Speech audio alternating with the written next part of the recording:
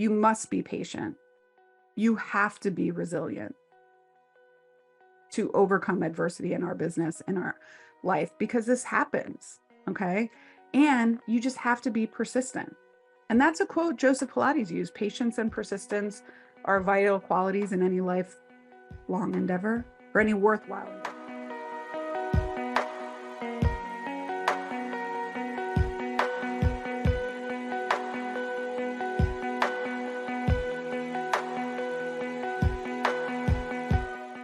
Well, hello there, and welcome back to another episode of the Female Empowered Podcast. And I am your host, Krista Gurka. Thank you so much for joining me today. So, what are we going to talk about today? We're going to get right into it. All right. Because there are times where I feel like I hate those long intros on podcasts. I'm like, just tell me, get to the point. So if you're like that, I'm going to get right into it today. So today we're going to talk about a topic that has come up a lot in our group coaching calls, not only my own, but also um, not only in the Beyond the Movement group, but also in my own mastermind groups. I know it's definitely been a struggle for people in business for the last 3 years, especially in the healthcare and wellness field. So what I'm going to talk about today is what to do when you feel like burning it down, when you feel like giving up, when you feel like calling it quits, and why you're feeling that way. So first thing first, we're going to talk about the most common reasons people feel like quitting. All right. So the most common reasons people in business, I'm going to talk, well, this kind of can go like across the board in a lot of businesses. I have a lot of friends that own a variety of businesses. I know I have friends in the restaurant industry that own restaurants. I have friends in the bridal industry that own bridal stores. I have friends in the retail business. I have friends in design and architecture business. So I have a lot of friends in a lot of variety of businesses, and a lot of them feel this way. But I'm going to speak specifically about women in the boutique fitness, wellness, and healthcare sector. So some of the things, the most common things I hear and I see, and I have felt in my own journey of entrepreneurship about reasons that I've wanted to like burn it down, are number one, financial difficulties. So one of the biggest challenges we face as small business owners, especially small business owners that usually don't have a lot of capital, we're self-funded, um, we're not corporate based, is financial difficulties. It's one of the reasons in our inner circle and in our Beyond the Movement programs, we bring in financial specialists and experts to help our group with that.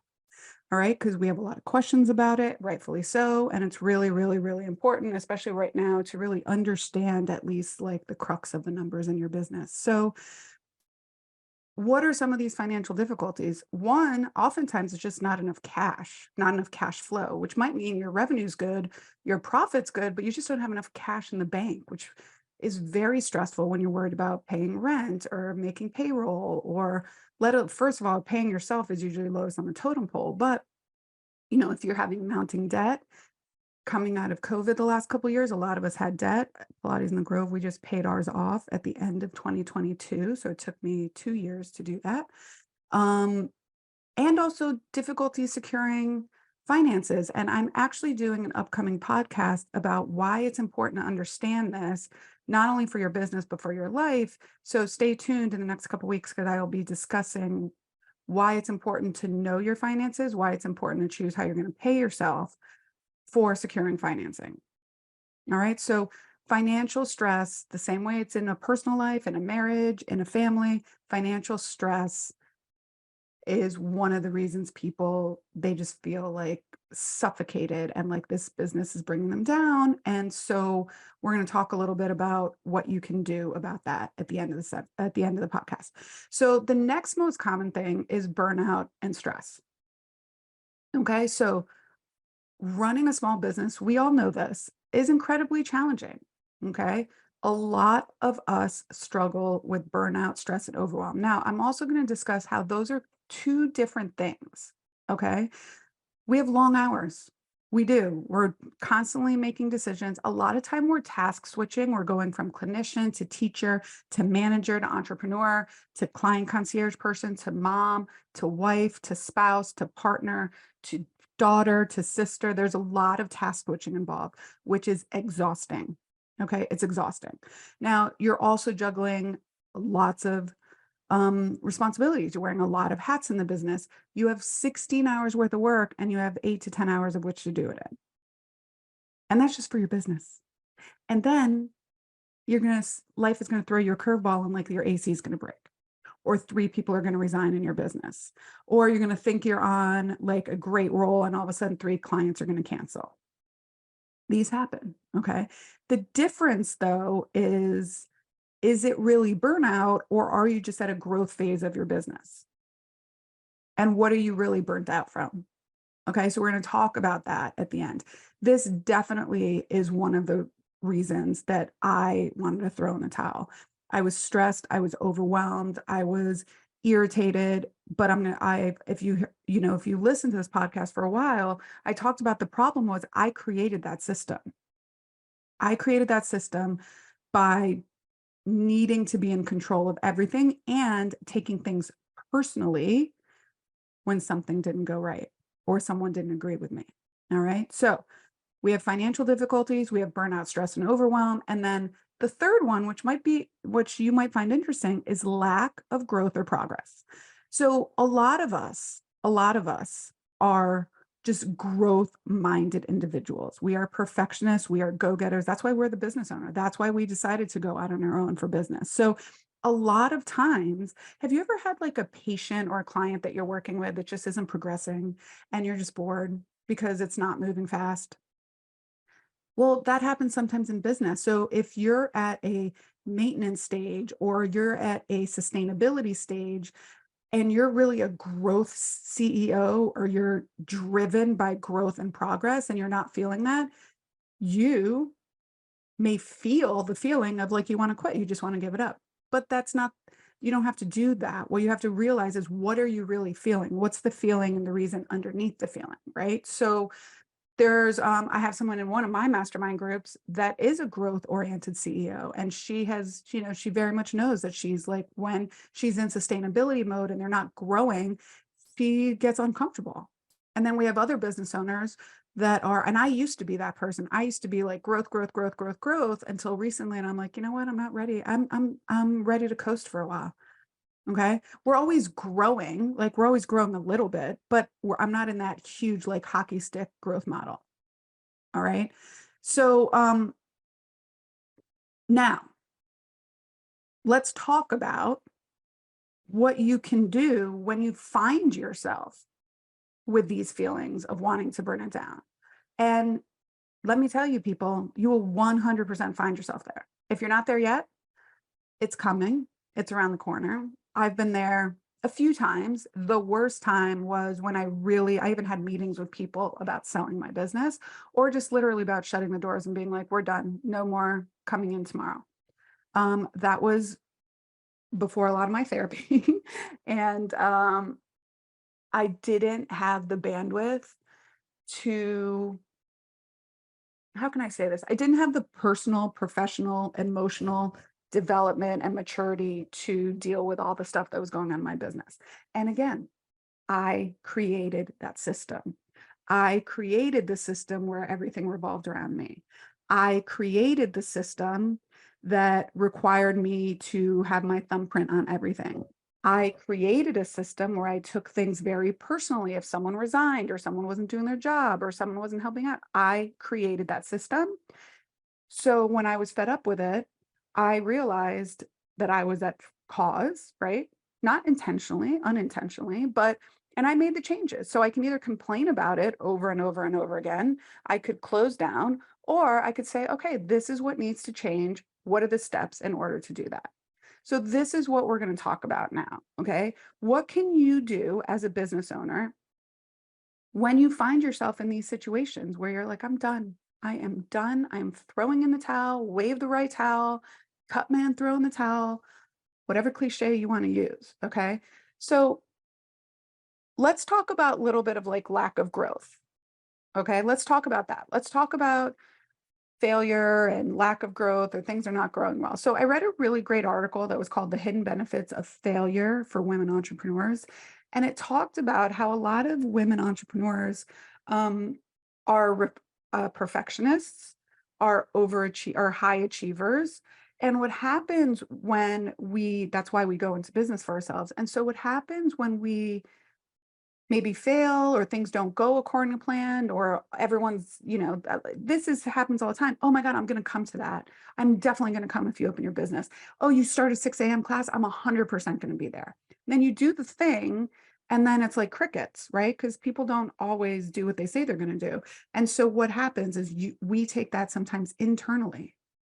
We take that as a meaning of something about us personally, like we're not good enough. People don't really like us. They don't want to do business with us. We're not smart enough. Who did we think we are to think we could start a business? But the truth is, this is a cliche, we hear it all the time. Like failure is not failure. Failure is an opportunity. Failure is information, right? Things fail all the time. All the time things fail. Okay. So I say fail faster. Try more things. See what works, what doesn't work. See what you like, what you don't like. See what's easier to accomplish and not easier to accomplish. And then all you have to be like is like, we tried that. It didn't really work. But evaluate if it didn't work, because why did it not work? Did it not work because you launched it too quick? You didn't really put enough thought process around it. There wasn't a good process. There wasn't good follow-up, because that's a big thing as well. All right. Failure doesn't mean anything. Failure is an action. It's not an identity.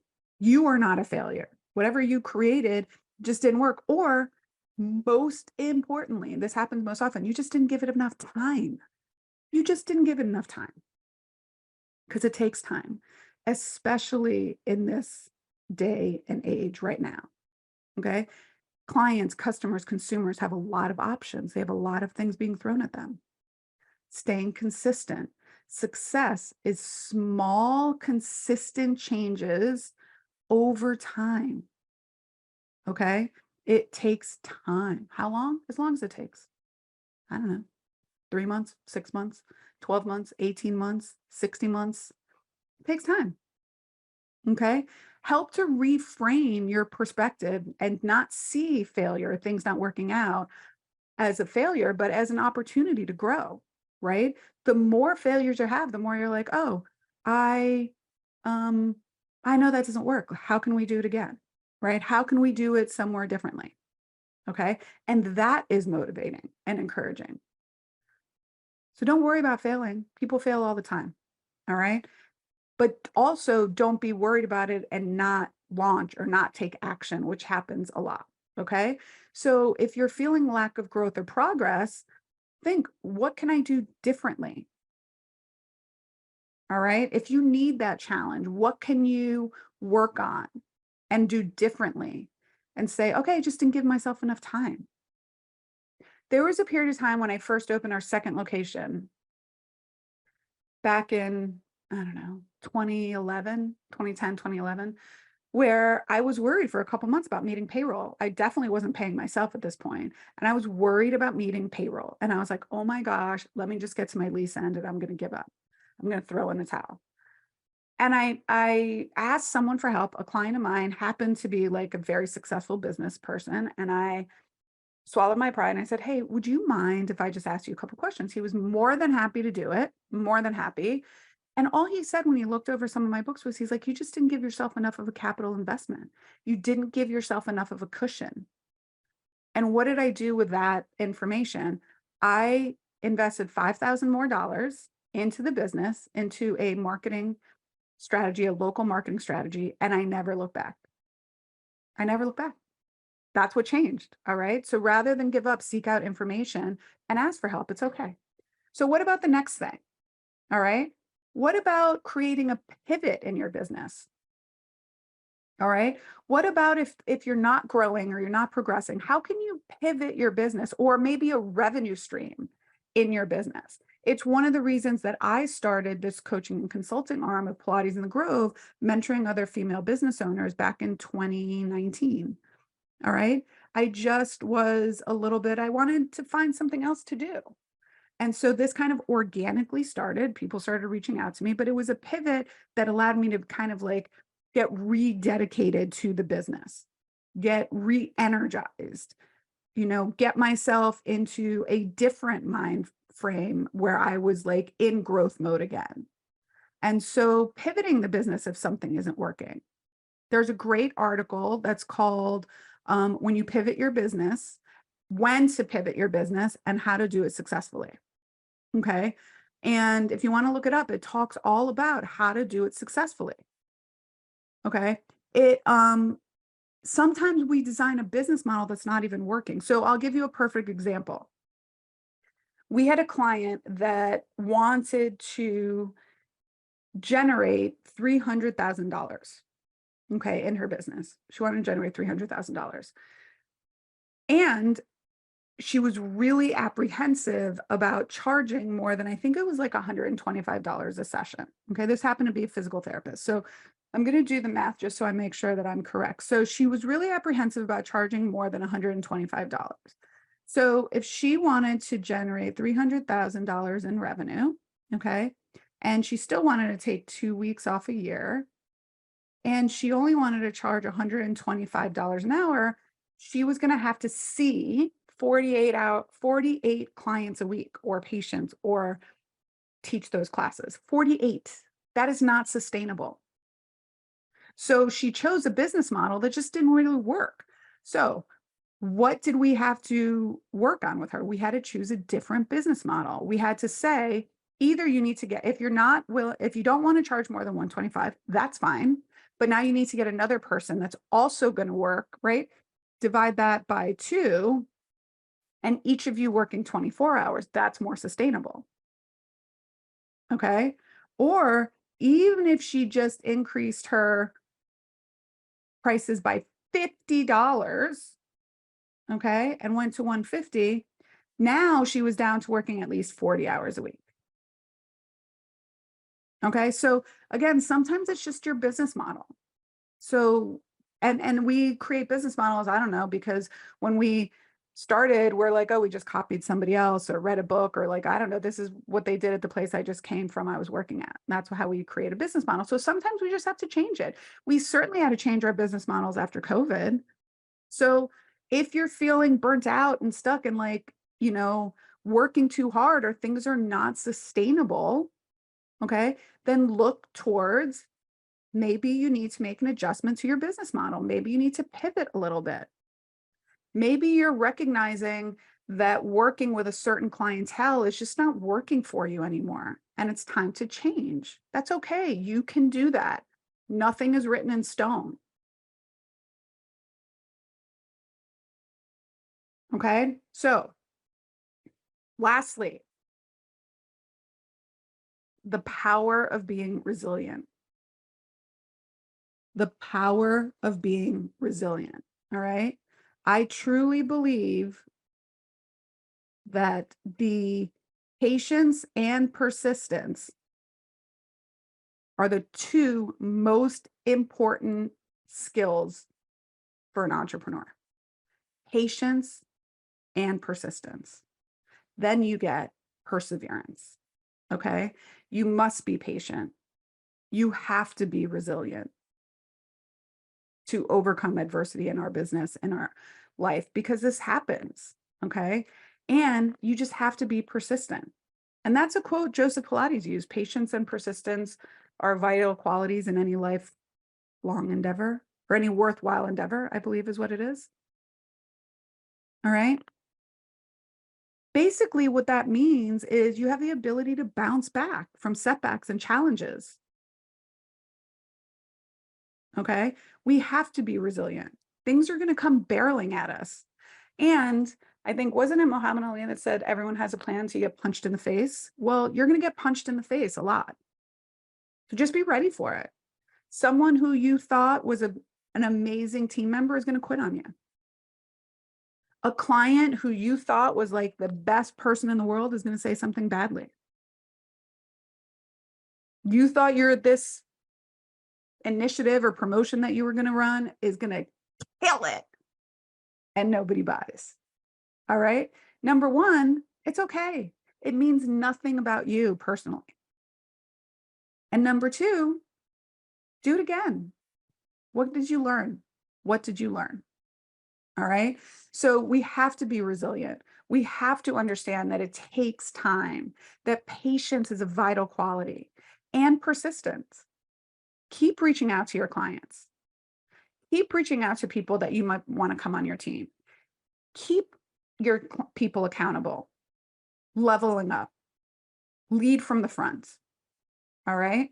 So the last thing I will say that really helps re-energize you and reinvigorate you and get you away from that feeling of burnout, okay, or like throwing in the towel, is you must stop doing it all. You must put a plan into action for how you are going to change the business so that you do not feel this way anymore. The definition of insanity is doing the same thing over and over again and expecting a different result. So if you do not institute some change or put a plan in action that will decrease the stress, overwhelm, and burnout in your business, you're going to be right back in this place again. So what are you going to do today? What decision can you stomach today that's going to get you closer to your goal of being able to get tasks off your plate? Okay. As the CEO of a business, you do not have to be making graphics. As the CEO of a business, you do not have to be building out your website. As the CEO of a business, you do not even have to be in charge of your email inbox. These are all things that you can outsource to someone on your team, to a virtual assistant 5 hours a week, to an administrative support person.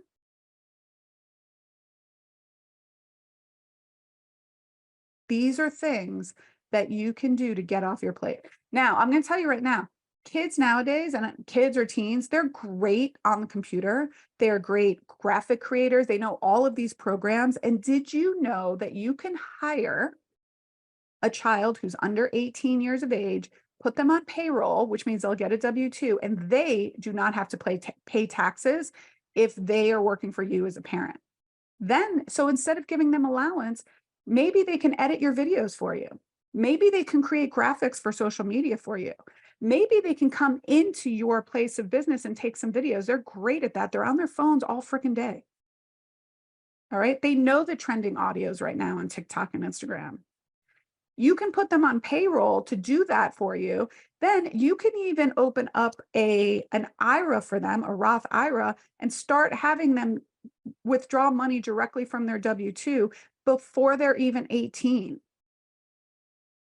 And there's a whole surplus of benefits to that, a whole plethora of stuff that if you start investing now, by the time they're retired, they could have over $1 million in their retirement fund. Millions of dollars in the retirement fund. So you must stop doing it all. And you must realize, what is it that you are doing or not doing that is causing you to feel this way? We all have had it happen to us. I've had it happen. People in our group have had it happen. The people that I work with that are on my team have had it happen. Women and other masterminds that I'm in have had it happen. And we've all come back from it. I've come back from it stronger, way stronger. I have a business that I love. I have a great team. All right. So these are the things that can help you, create a business that is sustainable. Okay. Because let's be honest, why is it worth it? Is it worth it to grow and create something that you cannot sustain? What is the worth in that? Is it really worth something? Is it really worth all the hard work that you're going to put in to building this thing if you cannot sustain it. And you're going to feel like it's a 100-pound cement block pulling you underwater. All right. That feels like shit. It does. It feels awful. And you're going to start pulling everyone down with you.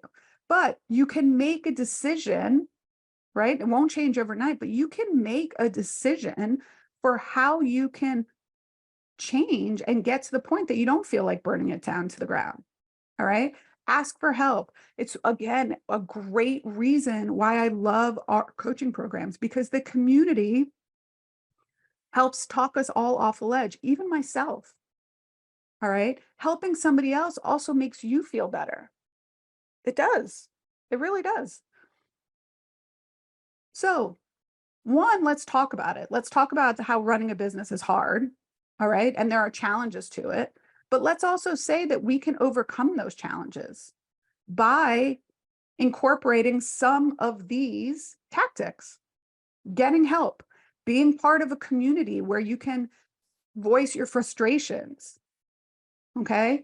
Being patient and persistent, getting your finances in order so that you never, ever, ever have to feel like you are strapped for cash. I'm going to talk about this in a future episode. All right. How to never be cash poor. Okay. So I'd love to hear what you think or thought about this episode. Are you feeling this way? Are you feel like burning it all to the ground and giving up and throwing in the towel? I encourage you to keep going. Stay the course. This too shall pass. How many cliches have I put in this episode today? We got lots of tweetable moments, but no, seriously, it is hard. So let's say it's hard. It's hard. I'm having a fucking shitty day.